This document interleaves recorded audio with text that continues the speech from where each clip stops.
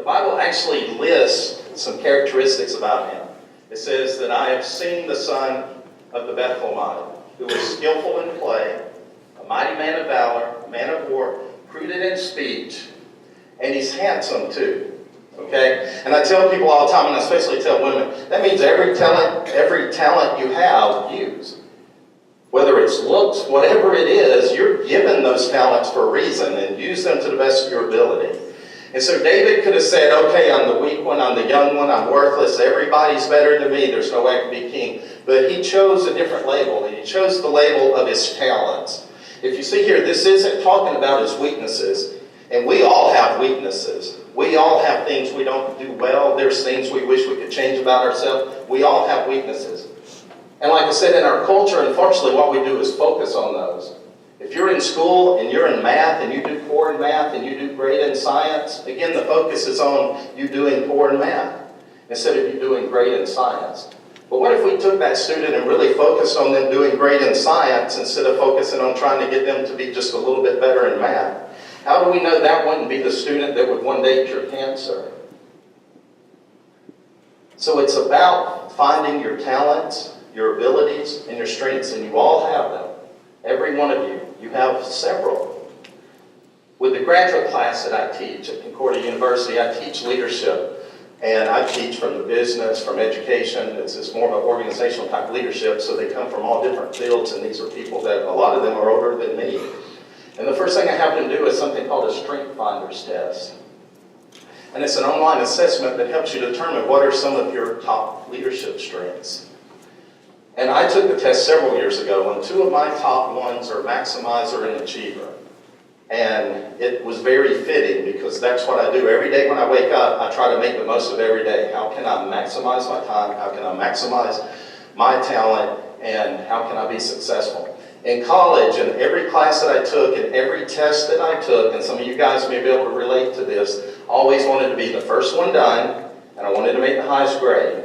And that was my goal with every test and every class, was to be the first one done and make the highest grade, because I had that maximizer achiever mentality. But there's all kinds of talents that you have. Some of you, it may just be positive. It may be just exuding positivity. And as you parents know, we would much rather work for someone that's positive than someone that's negative, right? Yeah, those are a joy to work for. But there's all kinds of talents that you have, and you just have to seek them out, figure out what they are. Ask your friends, ask your parents, what are things I do well? Think about what you do well, and then begin to build on those. Begin to build on those. Those are your talents. The key to our success in life of finding our purpose, and even most adults still are trying to figure out what their purpose in life is. When you can figure out what your talents are, and develop those into strengths, and combine those with your passions, you will find your purpose. And it's really simple, but most people don't do it because, again, most people go through their life and don't really understand, what do I do well? What are my talents? What are my strengths? What are my abilities? And also, what are my passions? Michelle and I met a couple of times. I actually interviewed her for my book, so she's right there with Bobby Bowden and Coach K if y'all want her interview after. But one of the things she talked about is that her life wasn't fulfilled with her career. And I thought that was interesting because, by most metrics, she's very successful. But something was missing. And it was her passions, and her passions to help with Africa, and to help with the Young Men's Service League, and to help with other types of charities. When you combine those things, you find your purpose. We always hear people say, if you find what you enjoy doing and you do it, you never work a day in your life. And that's great if you can do that. It's great if your purpose actually provides income as well. That's a pretty good gig. But sometimes your job may not be your purpose, but it'll help fund your purpose. And that's like Michelle talked about, helping with Africa. Is it Heart for Africa? And but her career helps her fund that. And so with you guys, that's something to think about. What are my talents? What are my passions? Let me find my purpose. But then it may be that you have a great career that will allow you to fund what is your purpose as well. Marcia Marshall Goldsmith, he's one of the top 10 leadership experts in the world. Again, I had the good fortune of being able to interview him, and he said, figure out what makes you happy and what gives you meaning. To have a great life, you need to find both happiness and meaning in what you do.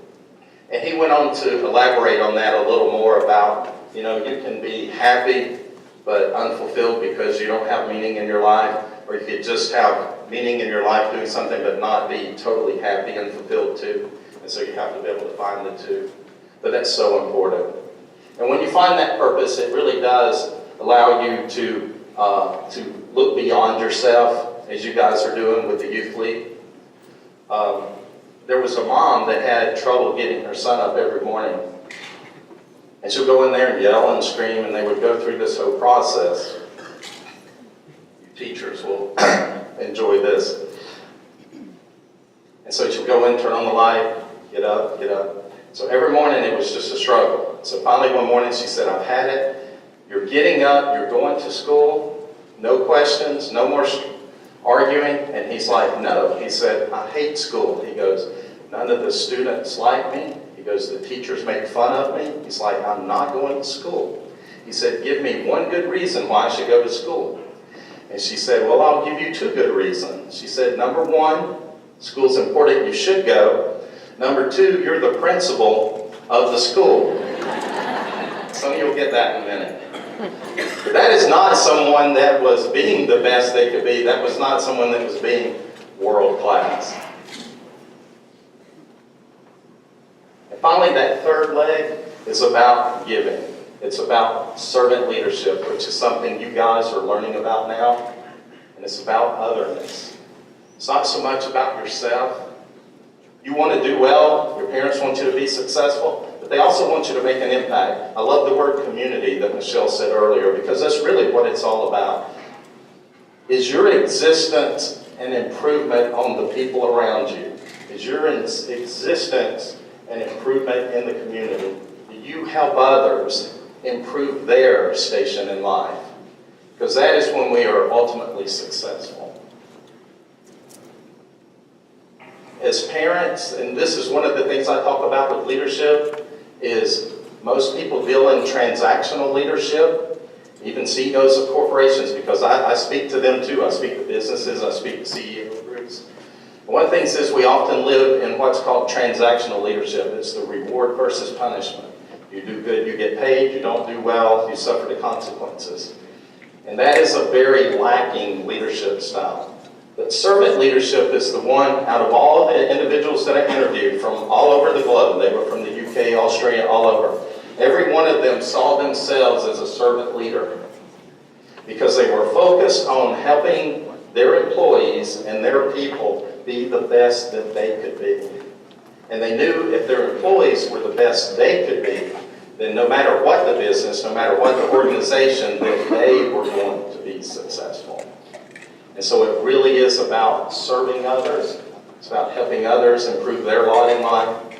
It's about helping, empathy, giving back. And again, these are a lot of traits that you're going to learn from your mom, or that you have learned from your mom. Her patience with you, to clean your room, the empathy that she has. All of those things are so important. Coach K, again at Duke, I asked them for advice for a new leader or someone just starting out in the world. So this is kind of to you seniors that are about to go out. He said, you don't have to know everything. He said, you're going to make mistakes. He said, but everything you do, if you will do it on the foundation of integrity, with principle, and with character, he said, you will always be successful. And so that is from somebody that's been pretty successful as the winningest coach in basketball, is to make sure that everything you do is built on the foundation of principle and character, and you'll always be successful. Sounds Superstein, again, when I talk about the giving back, I love his book. Again, some of these books your parents may have read. His is No More Excuses. Love talking to him. And again, he said, just give. Just give. Give of your time, as you guys have done pretty incredibly with 8,000 hours. Give of your time, give of yourself, give of your money when you need to, but he said, just give. He said, you will always get back more than you ever expected without the expectation of getting it. And I think that's pretty neat. And I love that you guys have started on that early in life. At your age, I wasn't doing that, and probably a lot of your parents weren't either. We weren't thinking about otherness yet. And so it's great that you have that foundation, which you're starting on so soon. Nick Vujicic. How many of you have heard of him? Probably no one. He's from Australia. He lives in California now. He was born, let me make sure I get this right. It's called tetraamelia syndrome. Tetraamelia syndrome. So he was born with no limbs, no arms, no legs.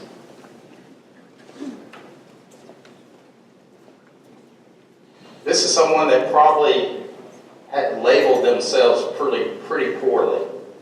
Okay? And definitely others probably labeled him as worthless, useless, a burden on his parents. And that's probably how he labeled himself at times. I mean, think about it. No limbs, no arms, no legs. I mean, just think if you lost a leg or an arm. You know, we worry when we lose our hair, right, men? But being born without any arms or any legs. By the time he was 12, he had tried to commit suicide several times by drowning himself in the bathtub because he didn't want to be a burden. He felt he was worthless, felt he was useless, felt he had no talent or ability. But he said he was talking to his janitor in his school one day, and his janitor said, you know, you need to share your story. Because with all the hurting you've been through, he goes, I'm sure there's a lot of students that are hurting in different ways as well. A janitor saw the potential in him. The janitor saw a different label than everybody else had labeled him. And so he spoke to his class, to his school, to his high school. And he said he just spoke about 3 or 4 minutes, and half the girls were crying. And then the big football players started crying, because he just shared all that he had been through and the struggles and how painful life was for him.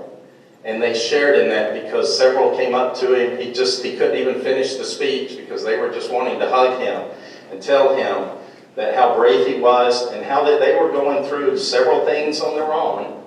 But they also kind of felt bad about the things they were going through compared to what he was going through. So sometimes it's important to put our troubles into perspective as well. But he didn't die. And he realized after that, he said, you know what, I do have a purpose. He had little talent. He could speak. That's all the talent he needed. See, we don't have to have a lot of talent. We don't have to be as talented as the person beside us. But what we have to do is be willing to use it, to utilize it, to maximize it. And so he began to speak. And today, he's traveled to about 60 countries and has spoke to over 3 million people. And he talks about life without limits, talks about life without limbs. And he's actually kind of funny because obviously he has no arms and no legs, but he said when he was working with a speaking coach, he said the coach kept having to get onto him because he was moving his hands so much when he spoke. But he found his purpose, and he gives back to the community, and he helps those that are hurting, helps those that are in need. And just imagine the lives that he's changed.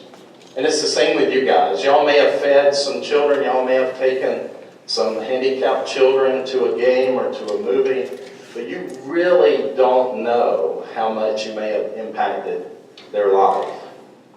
And hopefully as you reflect back over the next year or two in your service, you will realize how much it's impacted your life as well. There's a term I learned several years ago. It's called Gemeinschaftsgefühl. And I love it because Michelle hit right on it earlier. Yeah, it's a long word, kind of like Gesundheit. It's a German word. German and Gesundheit in German means Gesundheit. But Gemeinschaftsgefühl means community-minded. And it literally means helping others improve upon themselves so that they are able to help others. And so it becomes a domino effect. I help you, you improve your situation, and then you help someone. And you improve your situation, and you help someone. It's very community-minded. And that is what I hope you guys take away with you as you leave here today, is Gemeinschaftsgefühl. It's helping others improve their condition so they'll help others. How many of you remember the show Saved by the Bell? Or not Saved by the Bell. Boy Meets World. I'm getting old and see now. Boy Meets World. It was a great show. It was one of my favorite shows in the 90s. The last episode, I remember watching it. Do any of you guys remember it? Do y'all know it at all? A little bit? I'll share the story anyway. It's a good story, so hang on. And I'm almost done too, so. After about 9 years of being on the show, and these students were taught by a guy named Mr. Feeney. And he pretty much taught them every year for some reason, I guess because it was on television. But as they were leaving on the final show, and they were moving to New York, and he was retiring, the final scene is in the classroom. And they're sitting there, and he's telling them, you know, to go out into the world and to be successful and to try hard. He goes, and do good. And the girl corrects him, and she says, don't you mean do well? And he said, no. He goes, I want you to do good. And then he tells them, class dismissed. And it goes off with the show like that. It's just him in the room by himself and them leaving. And he says, class dismissed. And I don't think I cried. I was 20 years old, so I'm sure I didn't. But it was touching and it was moving because I love the show. But I thought about you guys, especially you seniors, is you're at that point and that juncture in your life now where you're about to have a major change. You're about to leave home. You're about to leave high school. And high school was pretty fun, right? I mean, you had your friends. It was a safe environment. Now you're about to go out into a whole new world. And so, along with your parents, I wish you well. I wish you much success. But most of all, I hope that you do good. Class dismissed. Thank you.